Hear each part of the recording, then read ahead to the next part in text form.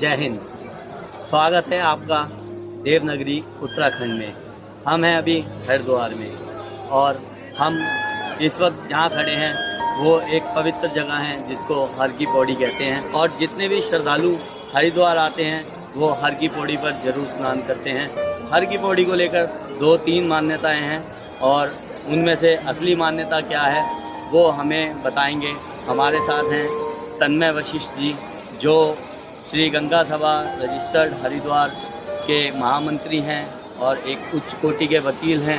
हमारे बड़े भाई हैं और इनकी वजह से ही और सिद्धार्थ भैया की वजह से कल हमारे को सौभाग्य प्राप्त हुआ गंगा आरती में बैठने का।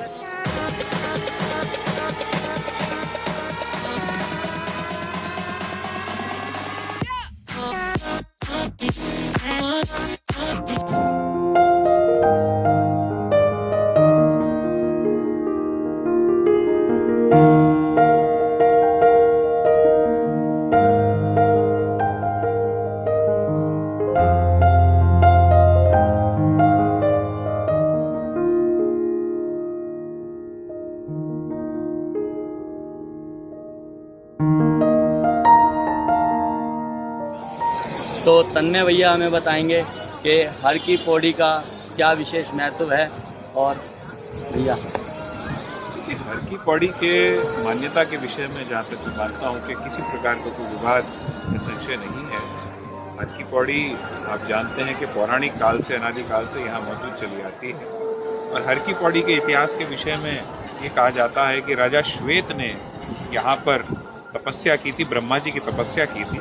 और राजा श्वेत की तपस्या से प्रसन्न होकर ब्रह्मा जी अवतरित हुए। ब्रह्मा जी ने उनसे वरदान मांगने के लिए कहा, तो राजा श्वेत ने ये वरदान मांगा कि जिस स्थान पर हर की पौड़ी पर उन्होंने ब्रह्मा जी की तपस्या की, उन्होंने कहा यह स्थान उनके नाम से जाना जाए और इस स्थान में ईश्वर का वास हो। और तभी से ये जो ब्रह्म कुंड है, ये ब्रह्मा जी के उस पर ब्रह्म कुंड नाम पड़ा और स्वयं ईश्वर का वास इस स्थान में माना जाता है, जिससे कि ब्रह्म कुंड की जो मान्यता है ये चली आती है।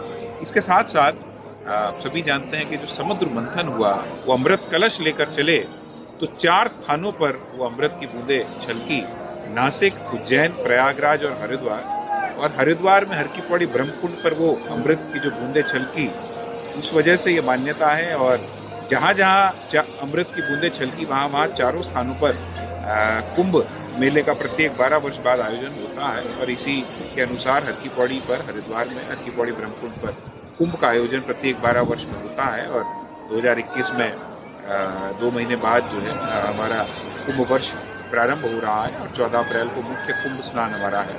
तो जहाँ तक कुंभ के स्नान की है ये मान्यता है। और हर की पौड़ी विशेष रूप से इसलिए भी कहा जाता है कि ये मान्यता है कि स्वयं भगवान हरि ने जो है यहाँ पर अपने चरण रखे थे, अपने स्थान आए थे, तभी से ये भगवान हर की पौड़ी कहा जाता है, हरि की पौड़ी कहा जाता है। और हरिद्वार का नाम भी प्रचलन होता है। साथ ही साथ महत्वपूर्ण ये भी है कि भगवान बद्री का जो बद्रीनाथ धाम है उसका द्वार भी हरिद्वार से ही प्रारंभ होता है।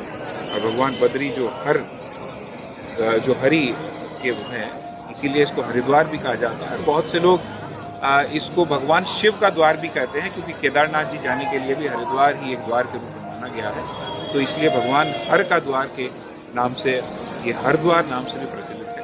तो अपनी अपनी मान्यताओं के अनुरूप लोग हरिद्वार भगवान शिव का द्वार और हरिद्वार भगवान हरि का द्वार, इसी अनुसार ये हरिद्वार नाम से प्रचलित है। अब बहुत सारी मान्यताएं यहाँ से जुड़ी हैं। आप सभी जानते हैं, हम सब हिंदुओं के लिए, माँ गंगा में आस्था रखने वालों के लिए गंगा द्वार के नाम से भी ये मध्यकालीन इतिहास में बहुत प्रचलित रहा है हरिद्वार। क्योंकि माँ गंगा जब पर्वतों से उतर के प्रथम बार जब प्लेन के एरिया में आती है तो हरिद्वार में उनका अवतरण हुआ है। तो गंगा जी का एक जो द्वार है एक तरह से जो स्वर्ग जाने का, उसको भी कहा गया है। और जिस उद्देश्य के तहत माँ गंगा धरती पर आई, माँ गंगा जी का अवतरण हुआ, जो राजा सगर के जो पुत्र थे उनकी अस्थियों को मोक्ष प्रदान करने के लिए, और उनके जो वंशज भागीरथ जो उनकी तपस्या से माँ गंगा धरती पर आई, और तभी से जो अस्थि प्रवाही हैं वो माँ गंगा में की जाती है। और हरिद्वार में ब्रह्मकुंड पर अस्थियों को प्रवाहित करने का जो प्रचलन है, जो मान्यताएं हैं, उसी के अनुरूप लाखों श्रद्धालु, करोड़ों श्रद्धालु प्रत्येक वर्ष यहाँ हरिद्वार आते हैं और अपने जो उनके प्रियजन हैं उनकी अस्थियां प्रवाहित कर उनको मोक्ष की उनकी कामना करते हैं। ये अलग अलग इस तरह की मान्यताएं हैं जो हमारे हरिद्वार और विशेष रूप से हर की पौड़ी ब्रह्मपुर से जुड़ी हुई हैं। तो ये थी हरिद्वार के लिए और हर की पौड़ी के लिए जो मान्यता है वो।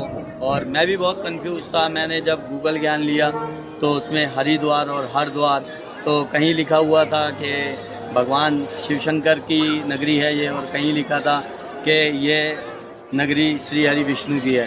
तो वो चीज़ भी भैया ने क्लियर की हमारे लिए।